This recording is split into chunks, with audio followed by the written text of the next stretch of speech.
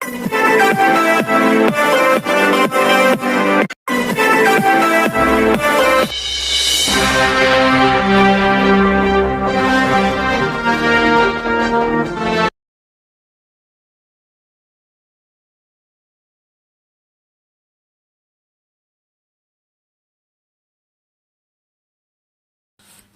आज हमारे बीच में छत्तीसगढ़ रायपुर से पधारे हैं श्री सुनील कुमार जी जायसवाल, जो खबरों की जद के प्रकाशक हैं और उसके प्रोप्राइटर भी हैं, मालिक भी हैं और साहित्यकार भी हैं, एक बहुत अच्छे कवि भी हैं। आज हम उनका स्वागत करते हैं और सब लोग ताली बजाने पर उनका स्वागत करें। आज की एक छोटी सी गोष्ठी में हम अध्यक्ष पद के लिए, क्योंकि गोष्ठी बिना अध्यक्ष के नहीं होते, बिना मुख्य अतिथि के नहीं होती, अध्यक्ष के रूप में हम श्री प्रियदर्शी सिंह खैरा जी का नाम प्रस्तावित करते हैं। बहुत बहुत स्वागत। और हमारे मुख्य अतिथि आप स्वयं रहेंगे सुनील जायसवाल जी, क्योंकि आप तो मैं आपको दिखला भी लूं। हाँ, दिखला दीजिए। तो आप हमारे मुख्य अतिथि रहेंगे जी। और आज हमारे सारस्वत अतिथि रहेंगे श्री गोकुल सोनी जी। गोकुल सोनी जी आपका स्वागत। हाँ, और परिचय बताइए। और इसका संचालन भी गजल के बाद मैं जी बड़े आदर के साथ आमंत्रित कर रहा हूँ श्री सुरेश पटवा जी के लिए। जी। आप बहुआयामी रचनाकार हैं और आज ये अपने मैजिक बैग, जादुई थैले से क्या निकाल सकते हैं, ये आप और हम भी नहीं समझ सकते। जी, जी, जी। प्रस्तुत है श्री सुरेश पटवा जी। बड़े जादूगर हैं। असल में एक ये सौंदर्य की नज्म है। अच्छा। और इसकी रचना कैसी हुई है, ये जी। बताऊं मैं। हम लोग जंगल गए थे शेरों की गिनती करने। अच्छा। मैं और मेरे दोस्त अच्छा। जंगल जाते रहते हैं, तो वहां पर मढ़ी में कंजरवेटिव फॉरेस्ट के गेस्ट हाउस में रुके वो साहब भी थे। तो हम लोग चुस्किया लगा रहे थे। इधर देखिएगा। चुस्किया लगा रहे थे। रात को यही तो समय होगा 9-10 बजे का। तभी एक बहुत खूबसूरत जूड़ा नाव से उतरा। अच्छा। और वो अपने आए थे सुहागरात के लिए।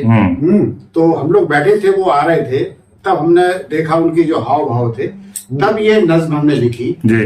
2 पैक चढ़ाने के बाद। जी, क्या बात है। देखिए सर, नज्म का उन्वान है 2 पैक चढ़ाने के बाद। 2 पैक चढ़ाने के बाद। नहीं याद है, दूसरे की सुहागरात देख के याद हाँ, वो होता है। अब आप इसका आनंद लीजिए। लिखा पढ़ा समझने की, लिखा पढ़ा समझने की एक जुबान होती है, एक जुबान होती है, पढ़ सको तो दिल की एक जुबान होती है। रबिस रबिस फूल, रबिस रबिस गुल खिले बागवा में हरेक शिमत, हरेक शिमत गुलाबी पंखुड़ियां मोहब्बत की शान होती है। जो गुलाबी तो कैसे अजब कैफियत सुरमई आंखों में खुमारी की, अजब कैफियत सुरमई आंखों में खुमारी की, नजरों में चले तीरों की एक कमान होती है, कि नजरों में चले तीरों की एक कमान होती है। नजरों से मिली नजरें, नजरों से मिली नजरें, नजारे कहीं खो गए।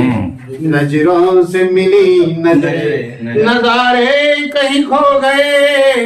नीमबाज आंखों में, जब इश्क होता है ना, मजा आता तो आंखें आधी बुझ जाती है। नीमबाज आंखों में इधर भी मोहब्बत जवान होती है, नीमबाज आंखों में मोहब्बत जवान होती है। अब कुछ लोग बात कर रहे थे जी।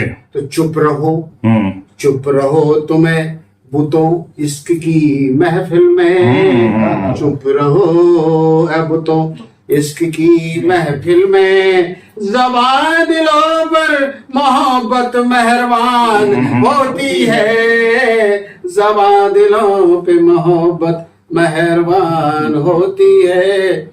गजल कई मिजाज की, गजल कई मिजाज की पढ़ी होंगी ये जनाब, इसकी शायरी में एक अलग जान होती है, इसकी शायरी में। अब देखिए, अब आगे का सीन देखिए। जी कानों में फुसफुसाती एक नागिन शामो सहर, जब वासना जागती है तो आदमी चुप हो जाता है। कानों में फुसफुसाती एक नागिन, नागिन काय के प्रतीक है। एक नागिन शामो शहर, सुलगते बदन की नुमाइश पहचान होती है, सुलगते बदन की जिस्मानी खुशबू समा जाती है, एक दूजे में जिस्मानी खुशबू समा जाती, एक दूजे में खामोशी में बोलती चुप एक जुबान होती है। चुप भी एक जुबान हो जाती है मोहब्बत में। कहते हैं ना ताब हिज्र में है और ना आराम वस्ल में, इश्क जदा तेजा बेताबी में, इश्क जदा बेताबी में गजब की आन होती है। ठिठुरन में सुलगे उठे, अच्छी ठंड थी, जनवरी का महीना था।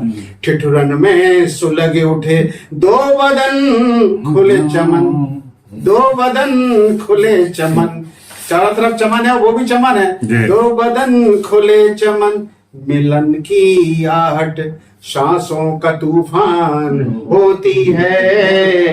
कलाइयों में सुर्ख चूड़ियों की खन खना खन, कलाइयों में सुर्ख चूड़ियों की खन खना खन, मेहंदी की लकीरें हथेलियों की शान होती है, मेहंदी की लकीरें हथेलियों की शान होती है। और पिंडलियों में चमकती पायल छन छना छन, पिंडलियों में चमकती पायल छन छना छन, साजिंदों की महीन धुन अब जवान होती है, साजिंदों की महीन। और ये आखिरी शेर है, मिल गए दोनों तन मन सनसना सन सन, मिल गए दोनों तन मन सनसना सन सन, अब आतिश की गजल भी परवान होती है, आतिश की गजल भी परवान होती है। 77 साल में कहाँ आप बाघों गिनती करने गए थे, हिरनी में फंस के रहे हैं, समझ में नहीं आया बात। बाघों गिनती गिनते करते करते है ना, हिरनी से नजर चार कर बैठे। जी मैं ये कहना चाहूंगा कि शेरों की गिनती तो कोई बबर शेर ही कर सकता है। जी, लेकिन